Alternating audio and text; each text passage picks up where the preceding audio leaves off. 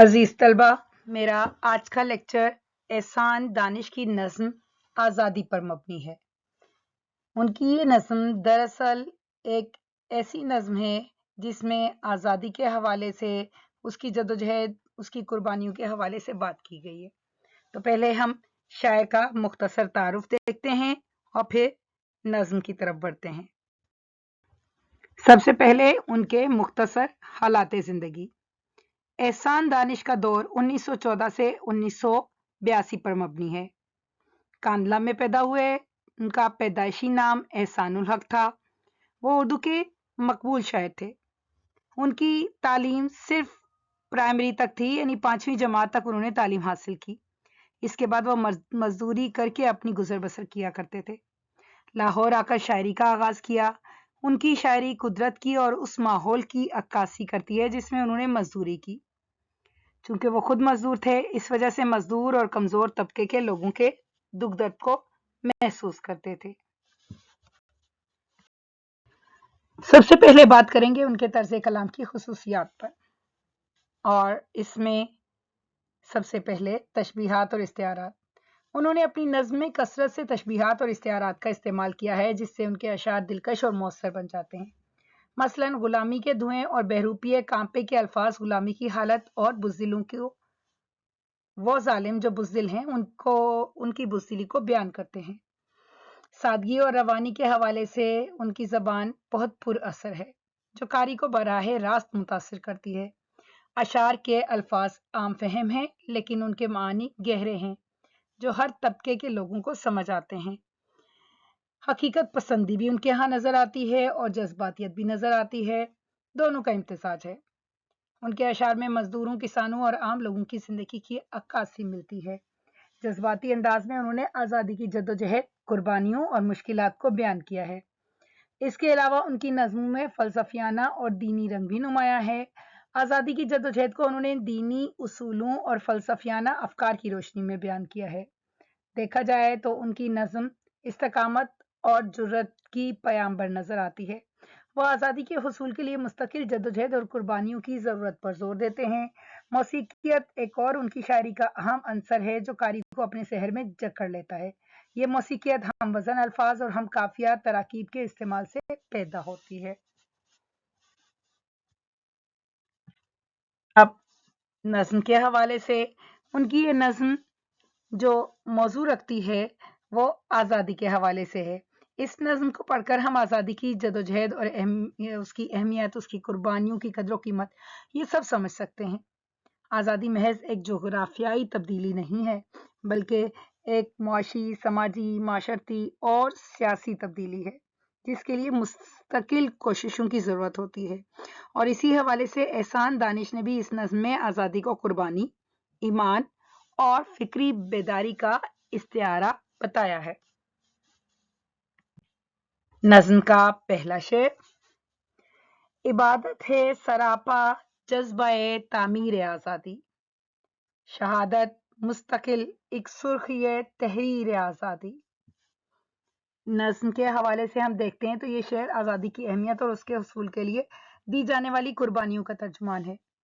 उन्होंने इस बात की अहमियत को उजागर किया है कि आज़ादी की जद्दोजहद एक समाजी सियासी अमल नहीं, बल्कि रूहानी फरीज़ा भी है, अखलाकी फरीज़ा भी है। आज़ादी के लिए की जाने वाली हर कोशिश और कुर्बानी एक आला और मुकद्दस मकसद के तहत होती है। पहले मिसरे में शायर ने आज़ादी की जद्दोजहद को इबादत के मुतरादिफ करार दिया है।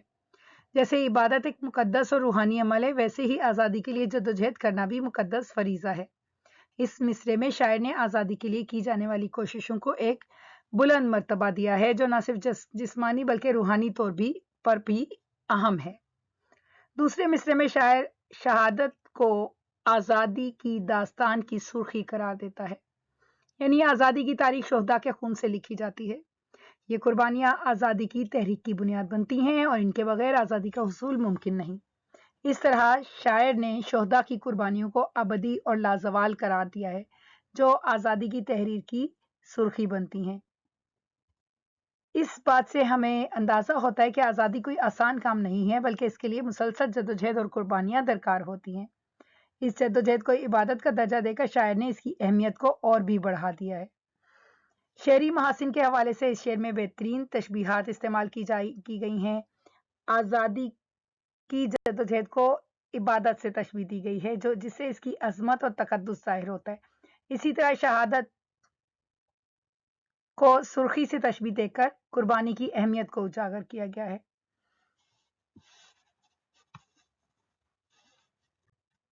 نظم کا اگلا شعر، جہاں آزاد کر سکتے نہ ہوں تقریر آزادی، وہ آزادی میری نظروں میں ہے تحقیر آزادی۔ احسان دانش کا یہ شعر آزادی کی اہمیت اور اس کی حقیقی تعریف کی وضاحت کر رہا ہے۔ شاعر اس بات پر زور دے رہا ہے کہ اگر آزادی کے نام پر کسی کو اپنی رائے کا اظہار کرنے کا حق حاصل نہ ہو تو وہ آزادی در حقیقت آزادی نہیں ہے۔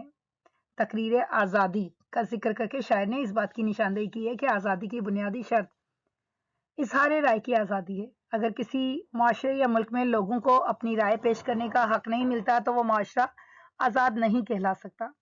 گویا آزادی صرف جسمانی آزادی نہیں ہوتی بلکہ اس میں انسان کو قانون اور شرع کے دائرے میں رہتے ہوئے اپنی زندگی گزارنے کی آزادی، اپنی بات کہنے کی آزادی بھی ہوتی ہے۔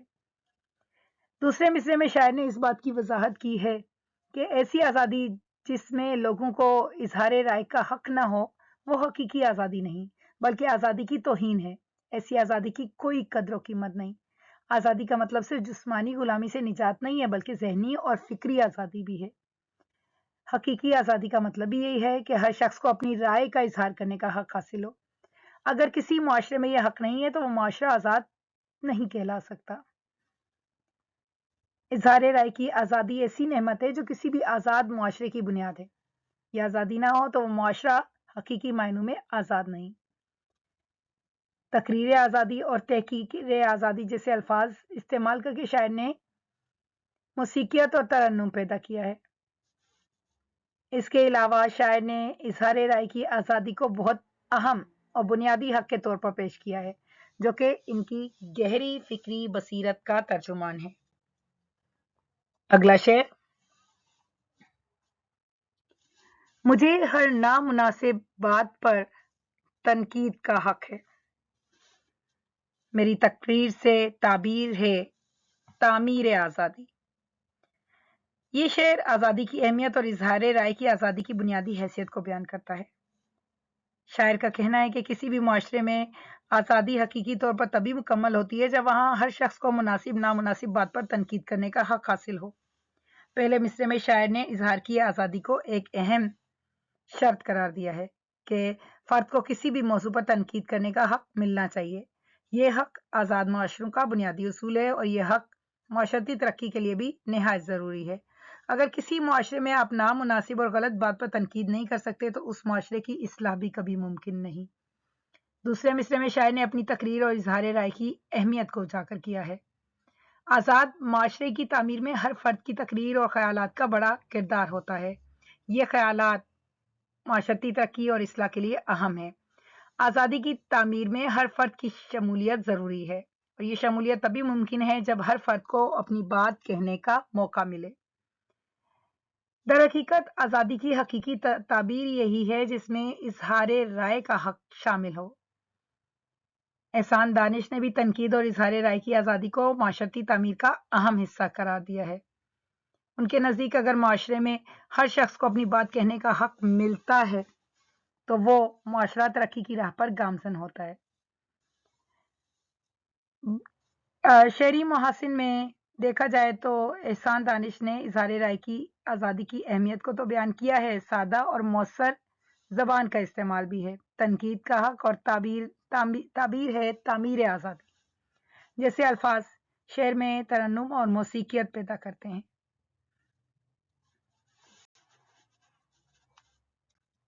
اب نظم کا اگلا شعر، مجاہد کوہ دریا کی حدوں میں رہ نہیں سکتے، ہماری جنگ ہوگی جنگ عالمگیر آزادی۔ یہ شعر آزادی کی جدوجہد کی وسعت اور اس کے عظیم مقصد کو بیان کرتا ہے۔ شاعر یہاں ایک مجاہد کے عزم و حوصلے کو بیان کر رہا ہے کہ ایک مجاہد کے لیے کوہ دریا کی سرحدیں کوئی رکاوٹ نہیں بن سکتی، کیونکہ آزادی ایک ایسا جہاد ہے جو عالمگیر ہے۔ ہم سب पूरी दुनिया की आज़ादी के लिए लड़ रहे हैं। जो लोग आज़ादी की जद्दोजहद में मसरूफ़ होते हैं, उनके हौसले और अज़्म को किसी जुग़राफ़ियाई हद में महदूद नहीं किया जा सकता। जब वो आज़ादी की जंग लड़ते हैं तो उनके सामने पहाड़ और दरिया महज रुकावटें हैं, जिन्हें वो पार करते चले जाते हैं। उनके सामने आज़ादी का आलमगीर तस्वुर होता है, जिसे हासिल करने के लिए वो अपना तन, मन, धन सब कुछ कुर्बान कर देते हैं। दूसरे मिसरे में बताया गया है कि उनकी जद्दोजहद सिर्फ एक मुल्क या इलाके तक महदूद नहीं होती, बल्कि ये एक आलमी तहरीक है। आज़ादी की जंग एक आलमगीर जद्दोजहद है, जिसका मकसद पूरी दुनिया में आज़ादी और इंसाफ का क़याम है। इस मिसरे में शायर ने आज़ादी की तहरीक की वुसअत और उसके अजीम मकसद को उजागर किया है। शेरी मुहासिन के लिहाज से इस शेर में इस्तिआरात और तशबीहात का बेहतरीन इस्तेमाल मौजूद है। मुजाहिद का जिक्र करके आज़ादी की जद्दोजहद करने वालों के हौसले को सराहा है, जबकि कोहो दरिया की हदों की तशबीह से उन्होंने इस बात को उजागर किया है कि ये मुजाहिदीन किसी जुग़राफ़ियाई हद में कैद नहीं हो सकते। जंग आलमगीर आज़ादी के अल्फाज शेर को वसी आलमी तनासुर देते हैं। तरन्नुम, मौसीकी, रवानी, ये तमाम इस शेर की नुमाया खूबियां हैं। अब अगला शेर। गुलामी के धुएं उड़ने लगे, बहरूपिये कांपे, फिजाओं में जो गूंजा ना लाए शबगीर आज़ादी। ये शेर गुलामी के खात्मे और आज़ादी की आवाज़ के असरात बयान करता है। गुलामी की तारीकी मिटाने और आज़ादी की रोशनी फैलाने की कोशिश इस शेर के जरिए नजर आती है। पहले मिसरे में बताया कि आज़ादी की जद्दोजहद शुरू होते ही गुलामी के निशान मिटने लगते हैं। गुलामी के धुएं का उड़ना इस्तिआरा है, जो इस बात की अलामत है कि जुल्म और सितम की फिजा खत्म हो रही है, और बहरूपिया इस्तिआरा है जालिम हुक्मरान का, जो इस जद्दोजहद के सामने कांपने लगते हैं। दूसरे मिसरे के जरिए शायर ने आज़ादी के नारे और इसकी गूंज को बयान किया है। यहाँ नाला शबगीर एक इस्तिआरा है एक ताकतवर और देरपा पुकार के लिए, जो अलामत है रात की खामोशी में गूंजने की और दूर तक सुनाई देने की। इससे जाहिर होता है कि आज़ादी की जद्दोजहद एक ताकतवर आवाज़ है, जो हर जुल्म सितम को चैलेंज करती है और लोगों के दिलों में उम्मीद की किरण जगाती है। देखने में यहाँ मंजर कशी नजर आती है, लेकिन इससे अंदाजा होता है कि जुल्म और गुलामी की रात कितनी ही लंबी क्यों ना हो, आज़ादी का नारा इसको ख़त्म करने की ताकत रखता है। कुरान में भी जुल्म और गुलामी के खिलाफ जद्दोजहद की अहमियत पर जोर दिया गया है। जैसा कि सूरतुल कसस की आयत नंबर 5 में है, हमने चाहा कि जो लोग ज़मीन में कमज़ोर कर दिए गए थे, हम उन पर एहसान करें, उन्हें पेशवा बनाएं और उन्हें वारिस बनाएं। इस आयत से जाहिर होता है कि अल्लाह ताला ने कमज़ोर और मजलूम लोगों को भी रहनुमा बनाया है और उनको आज़ाद किया है। अगला शेर। जो कहना था उसे सब कह गया कुरान के पर्दे में, ज़माना हश्र तक करता रहे तफसीर आज़ादी। इसमें कुरान की अहमियत, उसकी तालीमात की रोशनी में आज़ादी की तशरीह पर रोशनी डाली गई है। पहले मिसरे में शायर ने कुरान के पैगाम को आज़ादी के नज़रिए से जोड़ते हुए उसकी गहराई और वुसअत बयान की है, जबकि और कहा है कि कुरान मजीद में इंसानियत के तमाम मसाइल का हल मौजूद है और इसमें आज़ादी के मुतालिक भी अहम हिदायत मिलती हैं। जो कहना था उसे सब कह गया से पता चलता है कि कुरान हर बात की तरह इस सिलसिले में भी हरफ आखिर है। दूसरे मिसरे में शायर बताते हैं कि कुरान की तालीमात हमेशा के लिए और क़यामत तक लोग इससे रहनुमाई लेते रहेंगे।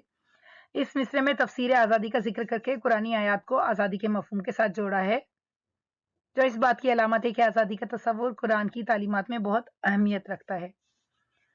कुरान मजीद में मुख्तलिफ मकामात पर इंसान की आज़ादी और उसके हकूक़ के बारे में तफसीली हिदायत मौजूद हैं। सूरह बकरा की आयत नंबर 256 में अल्लाह ताला फरमाते हैं, दीन में कोई जबर नहीं। इससे ज़ाहिर होता है कि इंसान को अल्लाह ताला ने आज़ाद पैदा किया है और उसकी मर्जी के बगैर उसे किसी बात पर मजबूर नहीं किया जा सकता। फिर नबी करीम सल्लल्लाहु अलैहि वसल्लम की हदीस भी है, सबसे अफजल जहाद जालिम हाकिम के सामने कलमा हक बुलंद करना है। तो जाहिर होता है कि जुल्म के खिलाफ आवाज़ उठाना, हक की हिमायत करना एक अजीम अमल है, जो कि आज़ादी की जद्दोजहद का बुनियादी हिस्सा है। कुरान की तालीमात न सिर्फ मजहबी बल्कि समाजी सियासी मसाइल का हल भी फराहम करती हैं। ये शेर आज़ादी के फ़लसफ़े को एक दीनी और अखलाकी पस मंज़र में पेश करता है। हकीकी आज़ादी वही है जो दीनी उसूलों पर मबनी हो। ये आज़ादी सिर्फ जिस्मानी नहीं बल्कि रूहानी और अखलाकी आज़ादी भी है। कुरान के पर्दे में किनाए का अंदाज़ा होता है, जो कुरान की अज़मत और उसकी गहराई को बयान करता है। ज़माना हश्र तक की तरकीब ने शेर को एक वसी और दायमी तनाजुर दिया है। कुरान की तालीमात को आज़ादी के नज़रिए के साथ जोड़ा गया है तो एक गहरा फ़लसफ़ियाना मफ़हूम पेश होता है। जिसके अलावा शेर की सादगी और मानवी गहराई भी इसे दिलकश और मौसर बनाती है। अगला शेर, लहू बरसा बहे आंसू, लुटे रहरो कटे रिश्ते, अभी तक ना मुकम्मल है मगर तामीर आज़ादी। इस शेर में आज़ादी की जदोजहद की सख्तियों और मुश्किलात को बयान किया गया है कि इतनी कुर्बानियों के बावजूद अभी तक आज़ादी की तामीर नामुकम्मल है। पहले मिसरे में शायर ने आज़ादी की राह में पेश आने वाली मुश्किलात और कुर्बानियों को बयान किया है। इंसानी जानों की कुर्बानी, गमज़दा दिलों के आंसू बहाने, तबाह होने वाले मुसाफिरों और टूटने वाले रिश्तों का जिक्र किया है। ये सब कुछ आज़ादी के हुसूल की राह में दी जाने वाली कुर्बानियों की निशानदही करता है। दूसरे मिसरे में बताया है कि इन तमाम कुर्बानियों के बावजूद आज़ादी की तामीर का काम अभी मुकम्मल नहीं हुआ। आज़ादी की जदोजहद एक मुसलसल अमल है, इसमें अभी मज़ीद कुर्बानियों की ज़रूरत है। शायर ने यहाँ अहम पैगाम ये दिया है कि आज़ादी का सफ़र तवील और मुश्किल होता है और इसके हुसूल के लिए मुस्तकिल मेहनत और कुर्बानियाँ दरकार होती हैं। कुरानी तालीमात में भी इस बात की वजाहत होती है कि इंसाफ और आज़ादी की जदोजहद में किसी किस्म की रियायत नहीं बरतनी चाहिए और इसके लिए हर तरह की मुश्किलात का सामना करना चाहिए।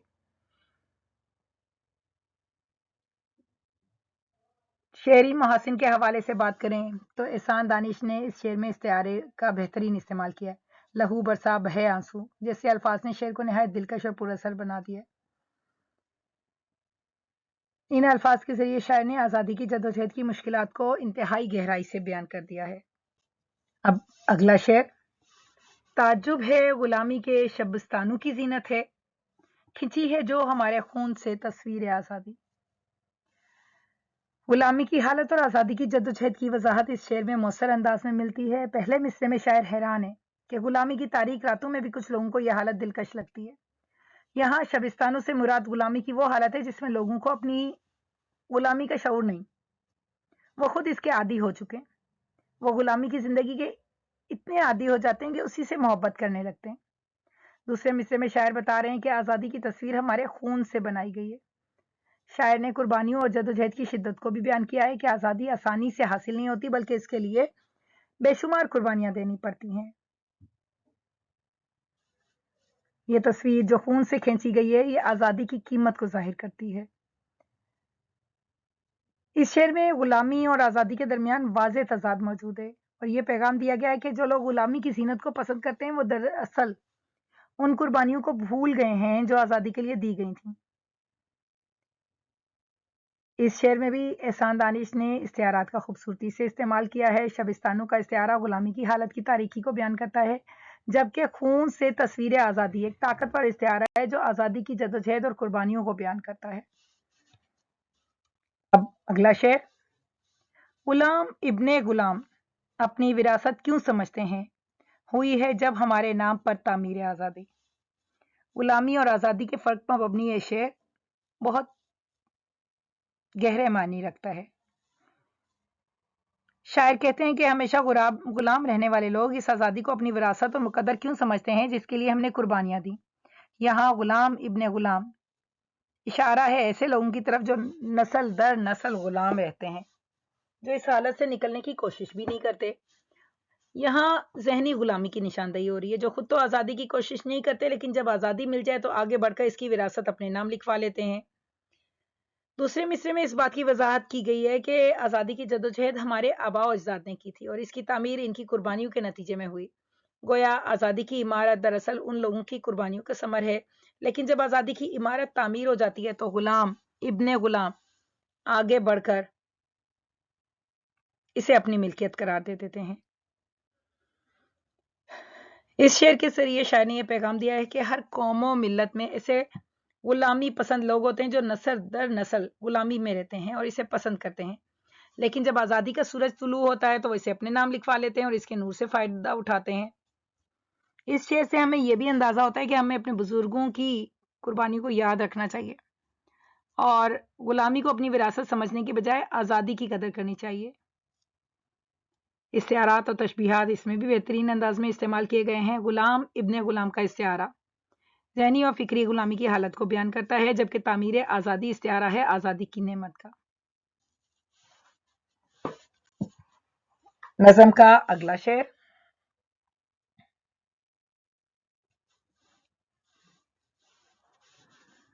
رہے گا دین فطرت پھیل کر اقصائے عالم میں، نہیں ہے یہ خط تقدیر آزادی۔ اب یہاں بات کی گئی ہے کہ آزادی انسان کی فطرت میں شامل ہے، اور در حقیقت اسلام دین فطرت ہے، اور اسی حوالے سے شاعر کہتے ہیں کہ یہ دین فطرت پھیل کر رہے گا۔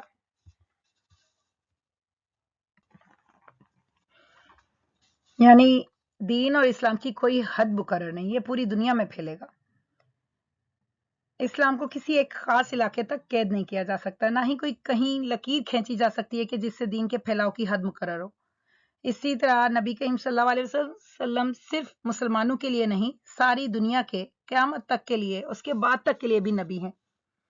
اسی طرح ان کا دین اسلام بھی دونوں جہانوں کے لیے ہے، ایک دن یہ دین پوری دنیا میں پھیل کر رہے گا۔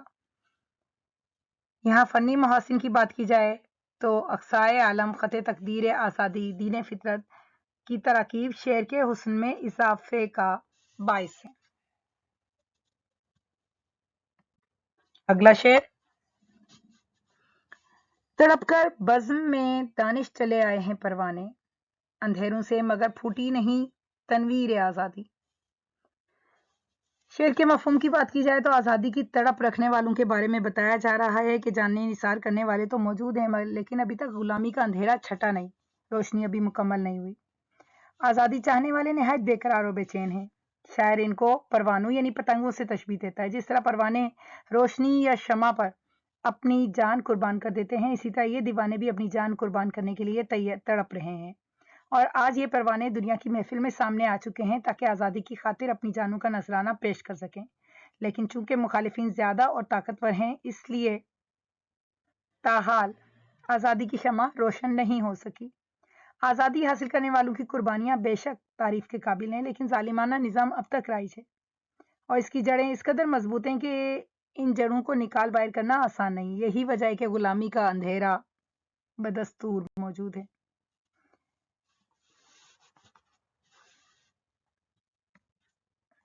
اب اگر نظم کے مرکزی خیال کی بات کی جائے تو در حقیقت یہاں بتایا گیا ہے کہ قوم میں آزادی کا شعور بیدار کرنے کے لیے ہم کس طرح سے کام کر سکتے ہیں۔ شاعر یہ بھی بتاتے ہیں کہ آزادی کی جدوجہد ایک مقدس فریضہ ہے، قربانی، فکری حریت اور مسلسل جدوجہد کے ذریعے حاصل ہوتی ہے۔ اس جدوجہد میں اظہار رائے کی آزادی اور تنقید کا حق بھی بنیادی اہمیت رکھتے ہیں۔ یہ جدوجہد عالمی سطح پر جاری رہنی چاہیے۔ قرآن کی تعلیمات اور دین فطرت کی روشنی میں آزادی کے اصولوں کو سمجھنا اور ان پر عمل پیرا ہونا ضروری ہے۔